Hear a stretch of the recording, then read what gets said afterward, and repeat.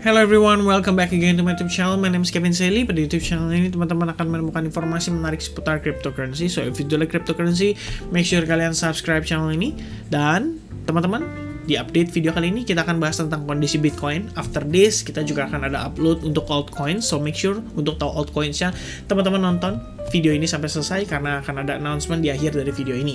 Nah teman-teman, before kita masuk ke dalam update video kali ini, saya pengen sharing sekali lagi untuk teman-teman ya, bahwa ini adalah Instagram saya. Make sure kalian only follow yang ada di description, karena saya mau ingatkan kembali, udah ada impostor ya yang ngambil profile saya sebagai sarana untuk mereka melakukan scamming. Jadi harap berhati-hati teman-teman. Dan here's my first NFT token. Bercanda teman-teman ya. Nah, saya pengen sharing sedikit teman-teman. Jadi kalau misalnya kalian follow, kalian bisa dapetin sometimes ada outlook seperti ini. Dan seperti yang kalian lihat ya, hari ini kita udah memberikan sharing melalui update di tadi 10 jam yang lalu ya. Saya ada bahas tentang skenario mana yang lebih preferable buat kondisi Bitcoin saat ini. Dan ternyata tadi kalau nggak salah saya cek, itu mostly orang pilih yang A, which means ya semua expect harganya naik gitu ya. Oke, so langsung aja kita masuk ke dalam pembahasan atau update untuk Bitcoin kali ini. Nah teman-teman, kita akan start dari time frame daily ya. Kita akan remind sedikit tentang kondisi yang terjadi pada kondisi Bitcoin, terutama untuk time frame daily. Nah, sedikit reminder buat teman-teman bahwa situasi kita kemungkinan kita itu mendapatkan rejection sih dari trendline yang terbentuk ya atas kondisi beberapa waktu lalu. Dan ini udah kita bahas di video terakhir atau di video kemarin. Ternyata teman-teman, sayangnya closing kemarin itu menunjukkan adanya bearish engulfing pattern ya, dimana harusnya confirmation candle-nya itu adalah per hari ini. Kalau misalnya kita lihat hari ini kita bisa close dengan green candle, at least teman-teman, kita masih bisa dapetin nafas ya untuk Bitcoin, mungkin sedikit rebound before akhirnya dia set the direction ya. Jadi harus hati-hati teman-teman, jangan terlalu cepat berasumsi juga ya, jangan terlalu cepat mengambil keputusan, karena tentunya kita nggak mau terjebak ya dengan kondisi either itu loss atau liquid, atau mungkin masuk lebih cepat atau masuk lebih awal gitu ya. Balik lagi, ada beberapa hal yang memang harus diperhatikan before kita making decision, terutama di trading teman-teman. Nah untuk kondisi time frame daily, saya cuma lihat kondisi kita saat ini itu bisa aja teman-teman ke bawah sama trend line-nya. Jadi kurang lebih nih kita kayak semacam sideways di dalam trend line ini sampai akhirnya membentuk kayak semacam either itu symmetrical triangle pattern atau mungkin descending triangle ya. Everything is possible menurut saya dengan kondisi dan situasi saat ini. Tapi untuk Bitcoin symmetrical triangle dan membentuk descending triangle bermain di dalam itu, sideways-nya itu bisa makan waktu lebih dari 2 bulan, which means tentunya ini bukanlah hal yang kita ekspektasikan ya. Mudah-mudahan sih sooner or later kita bisa lihat Bitcoin rebound dan closing di pekan ini at least di atas kisaran 43.000 atau 44.000 dolar supaya match dengan ekspektasi kita di pembahasan time frame weekly. Nah untuk time frame weekly-nya sebenarnya teman-teman, mungkin di next update aja saya akan bahas kenapa kita cukup penting ngelihat Bitcoin tuh rebound dari kisaran area ini ya. Ada beberapa hal yang kita perlu highlight dan ini harusnya menentukan kondisi mid term to long term untuk Bitcoin. Alright, so untuk time frame daily sendiri paling reminder dari saya adalah kita masih ada pressure buyer saat ini ya, didukung oleh kondisi Dragonfly Doji yang sudah terkonfirmasi juga dengan green candle. Tinggal hari ini teman-teman, tugas untuk Bitcoin adalah menginvalidasi si bearish engulfing ya. Jadi harapannya adalah bearish engulfing ini tidak terkonfirmasi dan akhirnya menyebabkan Bitcoin drop lebih jauh lagi. Itu untuk kondisi di time frame daily ya. Perhatikan juga di kisaran area 44.500 merupakan area resistance yang cukup strong, terdiri dari trend line, kemudian juga Fibonacci 50% plus exponential moving average 21 yang semakin lama semakin rendah ya teman-teman, mengikuti tren atau kondisi market saat ini, right? Ya, I think that's it from daily perspective ya. Kita akan langsung masuk ke hourly-nya. Jadi untuk hourly-nya mungkin pembahasan kita akan sedikit lebih panjang karena balik lagi saya pengen memberikan informasi ke teman-teman juga terkait dengan kondisi Bitcoin pada time frame hourly yang sebelumnya sempat membentuk semacam head and shoulders pattern. Saya yakin teman-teman juga pasti menyadari akan terbentuknya si head and shoulders pattern ini. Dan kalau misalkan teman-teman ada yang trading apalagi short dari kondisi terakhir, itu saya bisa bilang sebenarnya sih there is nothing nothing wrong with it, tapi sometimes teman-teman harus pahami juga bahwa trading itu nggak melulu kita bisa win. Yang bisa bikin kita konsisten, profit, dan untung pada akhirnya adalah konsistensi diri kita terhadap kedisiplinan kita di dalam memaintain prinsip trading atau strategi trading yang kita gunakan, teman-teman. Jadi kalau misalnya kita juga labil ya, hari ini pakai strategi ini, besok pakai strategi yang berbeda, otomatis win rate itu pasti terpengaruh. Dan ketika win rate terpengaruh, yang pasti juga terkena pengaruhnya adalah money management kita, sehingga menyebabkan account kita itu lebih gampang lose-nya dibandingin profitnya, teman-teman. Dan percayalah, ini saya katakan berdasarkan pengalaman saya juga di dunia trading selama lebih kurang dari 2014, teman-teman ya. Saya udah lihat banyak banget trader yang wreck atau yang istilahnya hancur ya di market karena mereka juga nggak bisa maintain money managementnya, juga prinsip atau strategi tradingnya gitu loh, untuk bisa konsisten gitu. Jadi kalau kita ngomongin konsisten, balik lagi, yang saya percaya adalah kita bukan konsisten bisa ngasilin profit per bulan gitu loh. Bukan kayak, bro bulan ini lu profit berapa, terus rata-rata per bulan lu profit berapa. It's not about the profit, teman-teman. Tapi konsisten di dalam trading yang kita bicarakan adalah konsistensi dalam diri kita memaintain transaksi kita supaya lepas dari emotion, lepas dari yang namanya feeling, dan juga tentunya teman-teman konsisten di dalam menerapkan strategi trading yang sama, yang sudah kita yakini memiliki win rate yang cukup besar, teman-teman. Jadi nggak gampang labil, nggak gampang ngikut orang, nggak gampang berubah pikiran karena outlook orang lain ya. Lebih kurangnya seperti itu. Mudah-mudahan ini bisa jadi satu masukan buat teman-teman. Alright, jadi sometimes orang bingung tuh ngomongin konsistensi itu apa sih? Apakah profit setiap bulan konsisten gitu loh ya. Itu sebenarnya adalah mindset yang salah gitu. Itu kalau menurut pandangan saya. Balik lagi as a trader ya.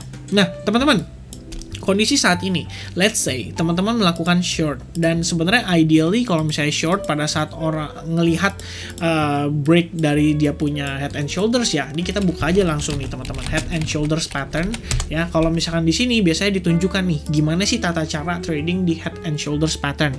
Secara common teman-teman, coba saya cek ini kenapa semuanya inverse head and shoulders ya, padahal saya ketiknya sorry teman-teman. Oke, head and shoulders pattern ya. Basically kalau misalnya kalian ngelihat ya, head and shoulders pattern, entry itu pada saat dia break dari neckline-nya, dan itu sebenarnya adalah hal yang paling wajar dilakukan pada saat kita trading the pattern ya. Kalau kalian lihat di sini ini kecil banget lagi, nggak kelihatan apa-apa ya. I'm sorry, ini ya lebih detail ya teman-teman ya. Kalian lihat neckline break, kalian boleh sell dengan stop loss di atas right shoulders. Nah sekarang situasinya, let's say kalian tempatkan nih stop loss-nya di atas right shoulders-nya, dan ternyata situasi sekarang kan sudah kena stop loss nih.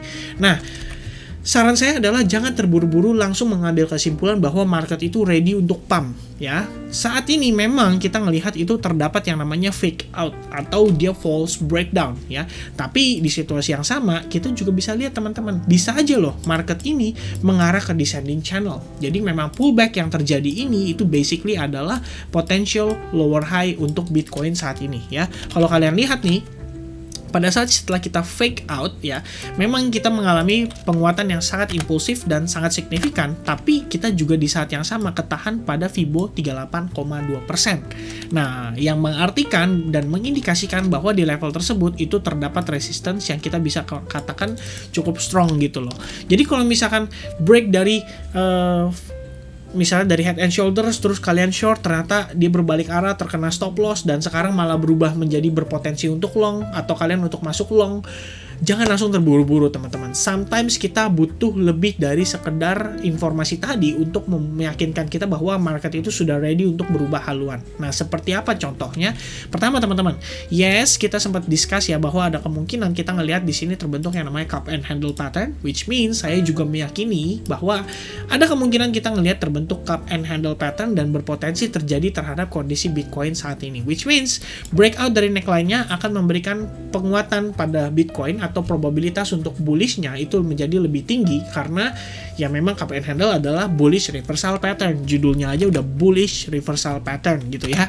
Nah, cuman ada hal yang lain yang menurut saya lebih penting dari sekedar cuman bullish reversal pattern tadi atau si cup and handle pattern tadi, yaitu teman-teman, ini kalau menurut pandangan saya ya, kita sudah melihat ya bahwa proses yang terjadi di sini itu bisa saja teman-teman merupakan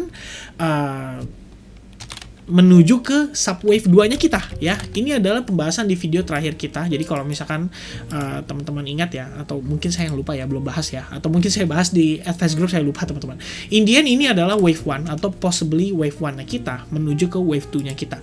Nah, before kita wave 3, wave 4, and wave 5. Kalau misalkan demikian ini yang terjadi, kita bisa sama-sama lihat teman-teman bahwa penurunan yang terjadi ini juga terjadi dengan dua wave ya, atau kita bisa bilang ini sebagai ABC corrective pattern teman-teman, which means kurang lebihnya seperti ini ya.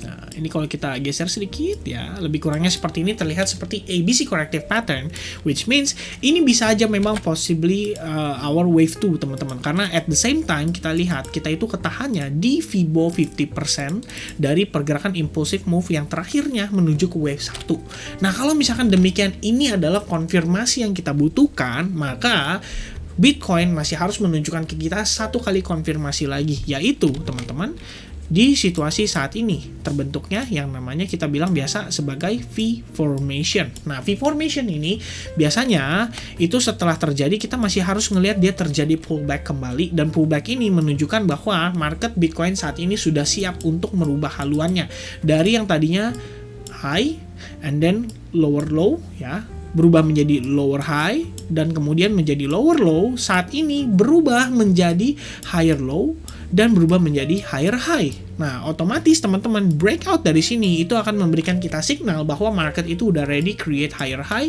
and potentially new higher low, which means ini sudah berubah menjadi uptrend dari yang tadinya downtrend secara minor time frame gitu ya. Kita lihat dari time frame 1 jamnya gitu. Dan yang lebih menariknya lagi adalah teman-teman kalau kita tarik ke time frame 4 jam, kita juga bisa lihat bahwa terbentuk yang namanya bullish engulfing pattern. So, ini bisa jadi sign pertama untuk Bitcoin ready untuk bullish kembali gitu loh ya. Mengingat memang di time frame daily kita juga dibayang-bayangi oleh si bearish engulfing tadi gitu.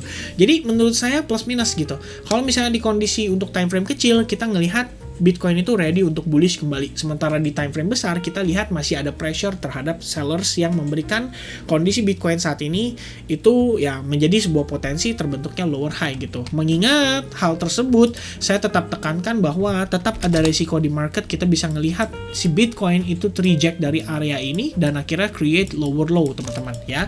Jadi jangan langsung overconfident dan jangan langsung meyakini bahwa oke, market ini udah siap rally, udah siap pullback lagi, udah siap untuk rebound lagi, dan akhirnya kita jadi lupa segala resiko yang mungkin terjadi terhadap market gitu.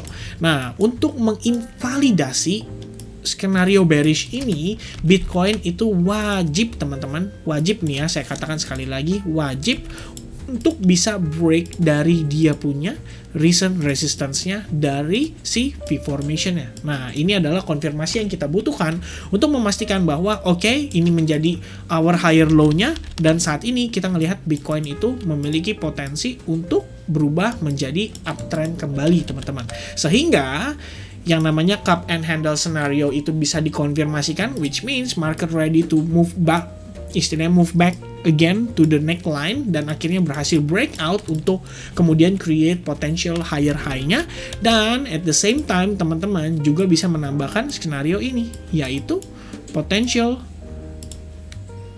ascending channel teman-teman. Alright, so I think teman-teman itu aja update untuk kondisi Bitcoin kali ini. Mudah-mudahan apa yang saya sampaikan ini bisa menjadi manfaat untuk kita semua ya. Buat teman-teman yang lagi aktif trading maupun yang sedang tidak trading, mungkin sambil nunggu ya, berharap istilahnya market itu segera ngejemput posisi teman-teman yang mungkin terakhir sempat nyangkut. Nah, oke, teman-teman, announcement-nya di final video ya. Siapapun yang pertama kali upload atau komen ya, upload komen yang pertama kali komen di video ini, kalian berhak memilih next altcoins yang akan saya bahas. Jadi waktunya harusnya sih dari video saya di update ini atau di upload ini. Nah, ketahuan tuh yang pertama kali nonton video ini sampai selesai, itu yang berhak mendapatkan kesempatan ya untuk milih altcoins yang akan saya bahas di next video update setelah ini. Oke? So once again everybody, thank you very much for watching this video. I hope you guys enjoy apa yang saya sampaikan, dan sekiranya kalian suka dengan informasi yang saya berikan, make sure kalian give your likes button di video ini supaya balik lagi channel ini juga bisa terus bertumbuh dan membantu banyak orang juga yang hendak belajar trading trading teman-teman.